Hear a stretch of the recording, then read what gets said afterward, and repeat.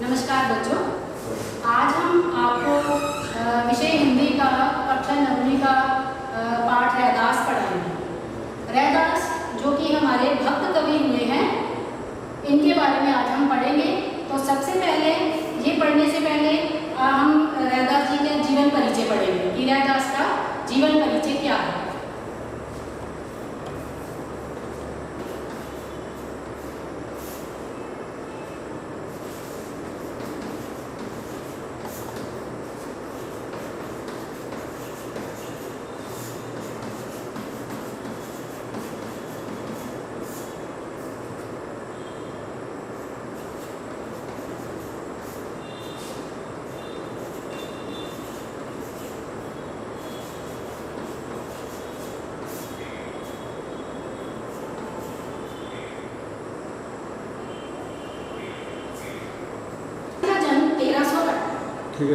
रैदास जी का जन्म 1388 में हुआ और मृत्यु इनकी 1518 में बनारस में इनकी मृत्यु हुई। तो रैदास ये हमारे भक्ति काल के कवि हैं। तो सबसे पहले हम ये देखेंगे कि हमारा हिंदी साहित्य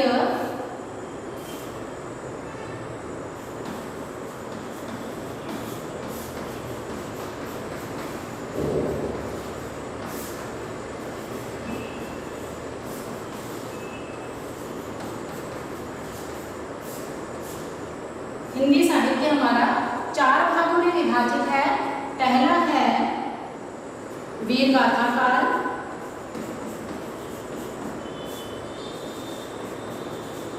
जिसे हम आदिकाल भी कहते हैं, और दूसरा है हमारा भक्ति काल।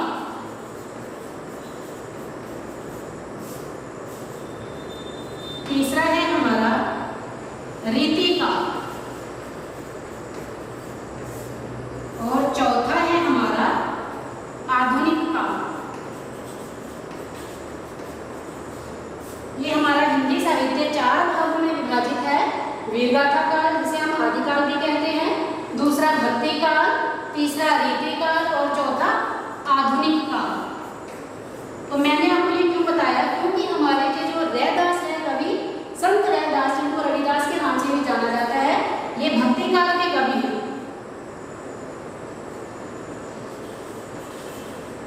इसमें आते हैं कवि जैसे गुरु नानक देव जी,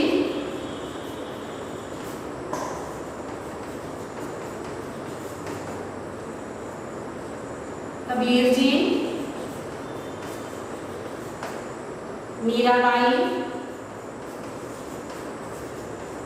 और रविदास।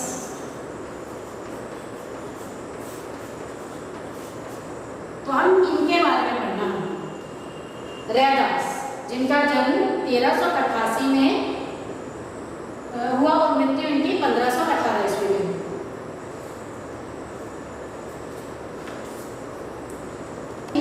अपने काव्य में ब्रजभाषा का प्रयोग किया है। ये कबीर जी की तरह ही आंतरिक भावनाओं और आपसी भाईचारे पर बल देते थे। इन्हीं पर इन्होंने ज़्यादा बल दिया है। और इनके काव्य में इन्होंने रूपक अलंकार पर अधिक बल दिया है। इनके काव्य में इन्होंने रूपक और उपमा दोनों अलंकारों का अधिकतर प्रयोग किया है और आंतरिक भावनाओं और भाईचारे पर अधिक बल दिया है। तो इस प्रकार, और इनके 40 पद जो हैं गुरु ग्रंथ साहिब में भी सम्मिलित है। सिखों के धर्म ग्रंथ गुरु ग्रंथ साहिब, जिनमें इनके 40 पद सम्मिलित हैं। और आपके पाठ में यहाँ पर 2 पद दिए गए हैं, जिसको जो पाठ्यक्रम में दिए गए हैं, जिसको आज हम पढ़ेंगे। इनका पहले पद में क्या है, इन्होंने भक्त और ईश्वर के संबंध के बारे में बताया है। और दूसरे पद में इन्होंने भगवान की भक्त पर असीम कृपा का वर्णन किया है कि किस प्रकार भगवान जो है अपने भक्त पर कृपा करते हैं। उनकी नजरों में कोई भेदभाव नहीं है, कोई ऊंच नीच का किसी तरह का कोई भेदभाव नहीं है। ईश्वर के लिए अपना भक्त ही सबसे प्रिय है। तो हम शुरू करते हैं इनके पद। पहला पद है, क्या कहा रैदास जी ने? रैदास जी कहते हैं, अब कैसे छूटे राम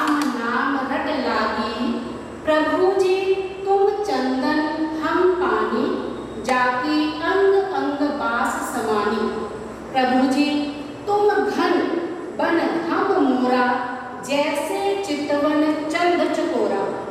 प्रभु जी तुम दीपक हम बाती, जाकी ज्योति बरे दिन राती। प्रभु जी तुम मोती हम धागा, जैसे सोने मिलत सुहागा। प्रभु जी तुम स्वामी हम दासा, ऐसी भक्ति करे रह दासा। तो इसमें अब कवि रविदास जी आपको क्या कह रहे हैं, आपको सरल शब्दों में मैं समझाऊंगी। कवि कह रहे हैं अब राम नाम की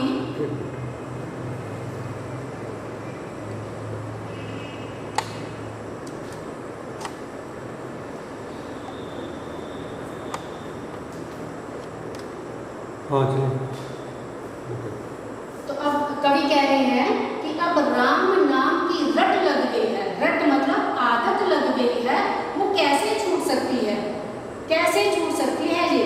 तो इसमें कवि अब क्या कह रहे हैं कि अब तेरा और मेरा वही संबंध स्थापित हो चुका है, जिस प्रकार ये सब बातें इस पद में बताई है। प्रभु जी तुम चंदन हम पानी। हे प्रभु जी तुम चंदन हो और हम पानी हैं। वो क्यों कि जिस प्रकार चंदन पानी में घुल जाता है, पानी के कण कण में चंदन समा जाता है, उसकी सुगंध समा जाती, जाकी अंग अंग बास समानी। जिसकी सुगंध, जिसकी गंध जो है पानी में समा जाती है और पानी भी सुगंधित हो जाता है, उसी प्रकार हे ईश्वर, हे प्रभु, मैं तुझ में समा गया हूँ और तू मुझ में समा गया है। प्रभु जी तुम घन वन हम मोरा। हे प्रभु जी तुम क्या हो, तुम घने बादलों की तरह हो।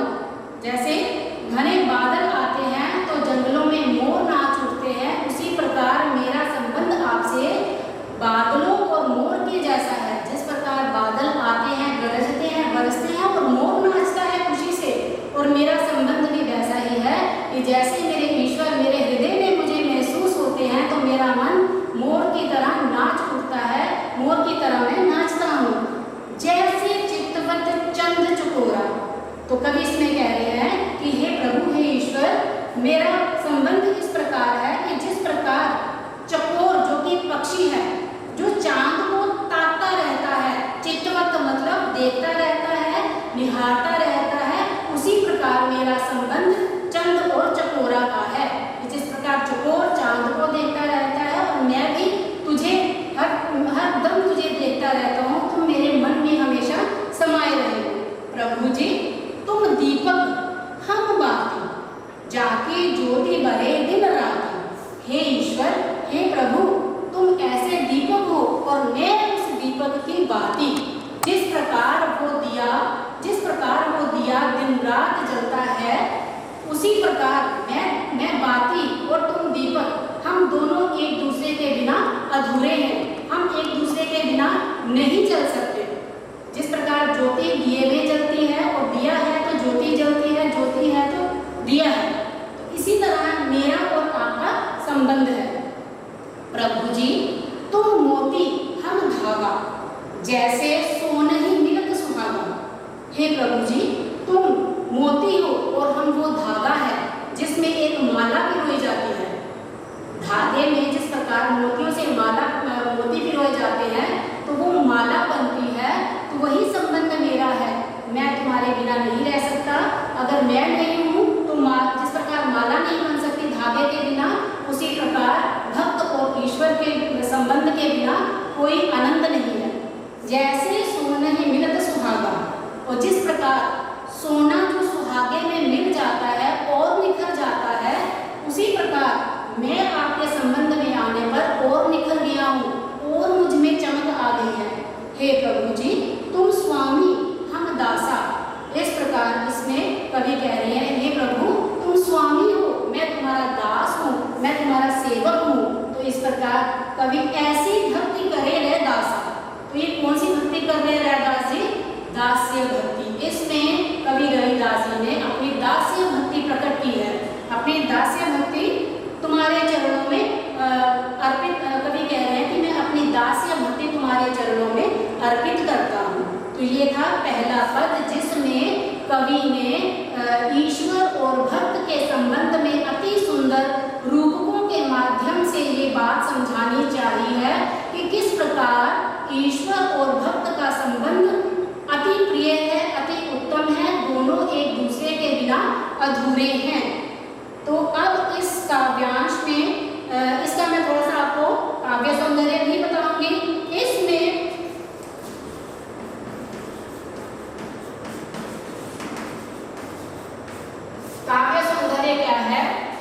उसमें पहली बार ब्रज भाषा का प्रयोग किया है।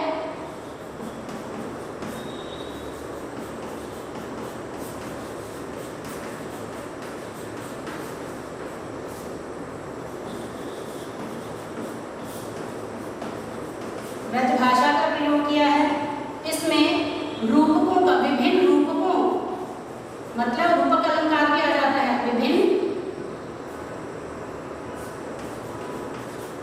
विभिन्न रूपकों का प्रयोग किया है।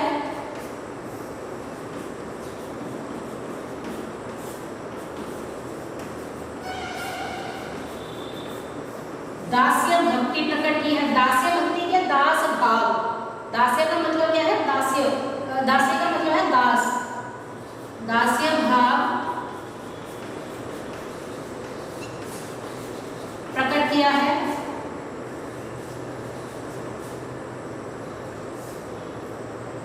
और अनुप्रास अलंकार का प्रयोग किया है।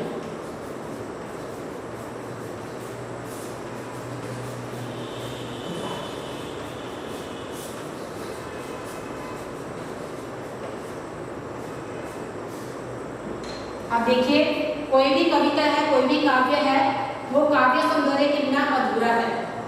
जब तक कभी उसमें एक काव्य सौंदर्य, भाषा सौंदर्य नहीं डालेगा, उसका आनंद ही नहीं आएगा।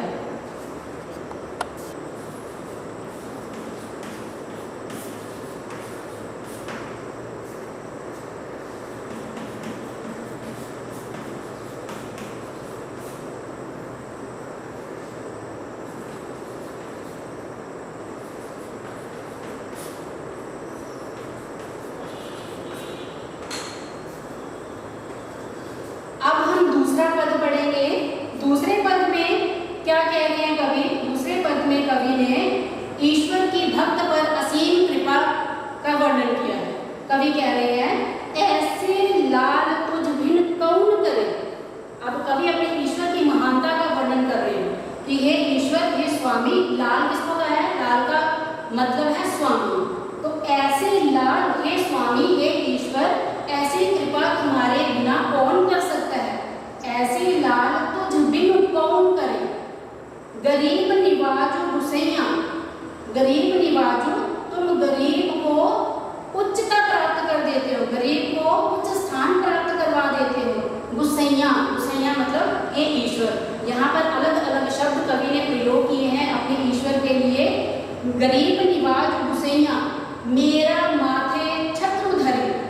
जिस प्रकार मैं भी एक नीच जाति से संबंध रखता, मैं आपको एक बात बता दूं कि कवि रविदास जी थे, संत रैदास के, ये एक चमार जाति के थे, ये नीच जाति के थे। लेकिन यहाँ पर ईश्वर भक्ति में कोई ऊंच नीच, ईश्वर की नजर में कोई ऊंच नीच नहीं है, कोई भेदभाव नहीं है। इसी बात पर बल देते हुए ये कवि ये बात समझा रहे हैं कि कोई छोटा बड़ा, कोई ऊंच नीच नहीं है। तो क्या कह रहे कवि? मेरा माथे छत्र धरे, कि मेरे माथे पर, मेरे सर पर राजाओं जैसा छत्र रख दिया है। जाति छोटी जगत कब लागे। जिस प्रकार मुझ नीच को संसार नीच समझता है, छुआछूत की भावना उनमें आती है, लागे तय पर तू ही धरे, और तुम ही है जो हम जैसे नीच लोगों पर असीम कृपा करता है। नीचों ऊंचे करे, नीच लोगों को ऊंचा बना देता है। कौन? मेरा गोविंदु। नीचो ऊंचे करे मेरा गोविंदु, काहे ते ना डरे। मेरा गोविंद, अब यहाँ पे ईश्वर के लिए शब्द प्रयोग किया है गोविंद। मेरा गोविंद, मेरा ईश्वर ऐसा है जो नीच को ऊंच कर देता है, ऊंचा स्थान प्राप्त करवा देता है, और उसको किसी का भय नहीं है, उसको किसी का डर नहीं है। वह निडर है, निर्भय है। काहू के ना डरे, उसको वह किसी से नहीं डरता। नामदेव कबीर तिलोचनु सधना सैन करे। और जिस प्रकार ये अलग अलग कवियों के यहाँ पर नाम आए हैं, कवि नामदेव, ये भक्त कवियों में है, कवि नामदेव, कबीर, तिलोचनु, सधना और सैन, इन सभी नीच जाति के कवियों को तुमने उच्च स्थान दे करके उनको भव सागर से पार लगा दिया, उनको तार दिया है। नामदेव, कबीर, तिलोचन, सधना, सैन, तरे, तरे मतलब तार दिया। इन कवियों को, इन महान आत्माओं को आपने संसार में भी उच्च स्थान प्राप्त करवा दिया। सागर से भी पार लगा दिया। कहे रविदास सुनहु रे संतो, तो अब इसमें रविदास जी क्या कह रहे हैं कि हे संतो सुनो, मेरे हरि मेरे ईश्वर जो है ते सधे सरे, वे सब असंभव काम को संभव करने वाले हैं। मेरे ईश्वर ऐसे हैं, ऐसे महान है, हर असंभव काम को संभव कर देते हैं। तो इस प्रकार इस पद में कवि ने ईश्वर की महानता का वर्णन किया है, ईश्वर की हर तरह के मनुष्य पर असीम कृपा का वर्णन किया है। किस प्रकार ईश्वर अपने भक्त की भक्ति देखकर खुश होकर भक्त पर कृपा करते हैं। भगवान की नजरों में कोई भी ऊंच नीच, कोई भी भेदभाव नहीं है।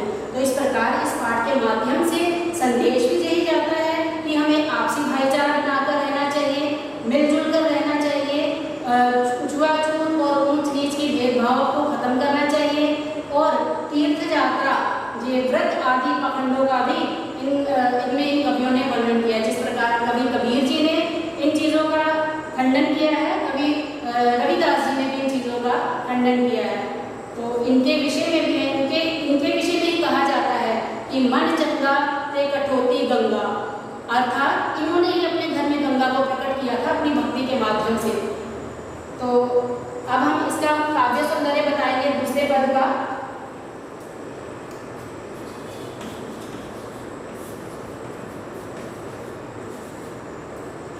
काव्य सौंदर्य वही ब्रज भाषा का प्रयोग,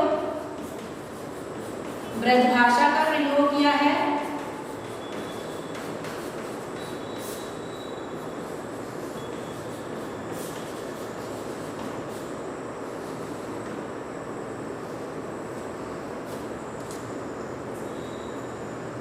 अनुप्रास अलंकार का प्रयोग है।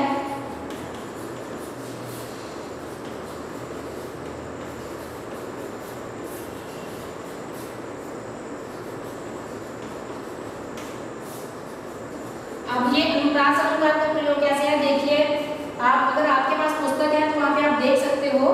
जैसे पहला जो पद है उसमें भी जाकी ज्योति, ज और ज की पुनरावृत्ति, जिन शब्दों में आपको पता होना चाहिए अनुप्रास अलंकार में जहाँ पहला शब्द जहाँ पर वर्ण की आवृत्ति हो, तो यहाँ पे जाकी ज्योति, उदाहरण क्या है इसके,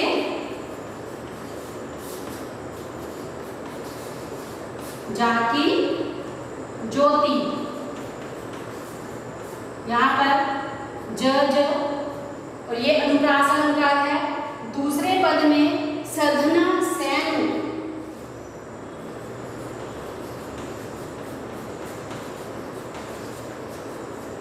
स और स की आवृत्ति, यहाँ पर पहले वर्ण की आवृत्ति हो वहां पर अनुप्रास अलंकार है। और इसमें